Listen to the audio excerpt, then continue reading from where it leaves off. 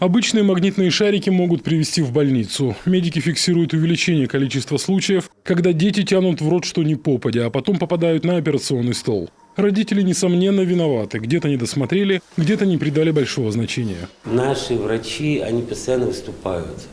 Вот взять магнитики. Сейчас очень много магнитики, кнопки, булавки, монеты. То есть дети глотают, и тенденция сохраняется.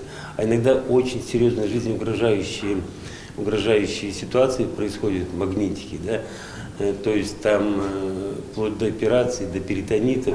Поэтому только через донесение до населения, до всех слоев общества, что, слушайте, ну вот сетки, ну у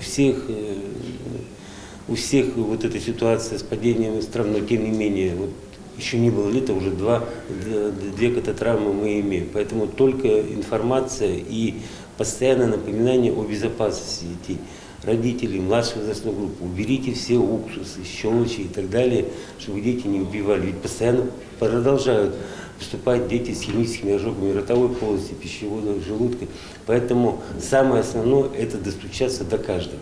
Трагедии на воде, дорожно-транспортные происшествия, удушение, отравление бытовыми химическими средствами. Медики подсчитали коэффициент гибели детей в городах и районах Коми, исходя из населения. Результаты удивили. Усть-Цильме он оказался выше, чем в Ухте. Почему деревенские дети гибнут чаще городских, еще предстоит анализировать экспертам. Хотя в некоторых случаях причины травматизма на поверхности. Если мы говорим именно по травмам, то детский травматизм, опять же, очень выраженно в Удорском районе, на юге территории.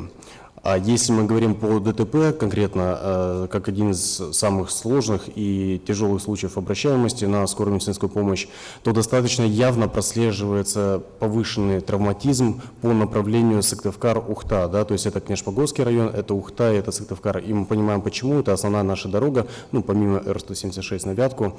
Поэтому, наверное, здесь нужно обратить какое-то особенное внимание этим муниципалитетам на травматизм, полученный при дорожно-транспортных происшествиях. Москитные сетки не спасают от падения из окон. Об этом говорили неоднократно, однако из года в год трагедии повторяются. Сокрушается председатель парламентского комитета по социальной политике Надежда Дорофеева. Наша общая задача – усилить профилактику детского травматизма. Чаще говорить с родителями, работать в школах и детских садах. Только за май месяц 3 ребенка выпали из окон, а еще не было жары, а еще не было теплого времени, а еще не было настоящего лета. Поэтому хочется обратить внимание, накануне Международного дня защиты детей, в год семьи в нашей стране, объявленным президентом Российской Федерации, хочется на эти моменты еще раз обратить внимание и объединить, консолидировать усилия всех заинтересованных ведомств, министерств и структур. В период летних каникул дети зачастую расслабляются и теряют бдительность. При этом опасность может подстерегать везде. На дорогах, у реки, в лесу и даже дома. Участники круглого стола подготовили предложения в адрес органов власти, образования, МВД. Надо больше работать с родителями в части профилактики детского травматизма. Есть конкретные рекомендации и в адрес бизнеса. Например, производителям пластиковых окон необходимо в обязательном порядке предлагать заказчикам оконные конструкции, оснащенные специальным ключом для защиты от открывания детьми.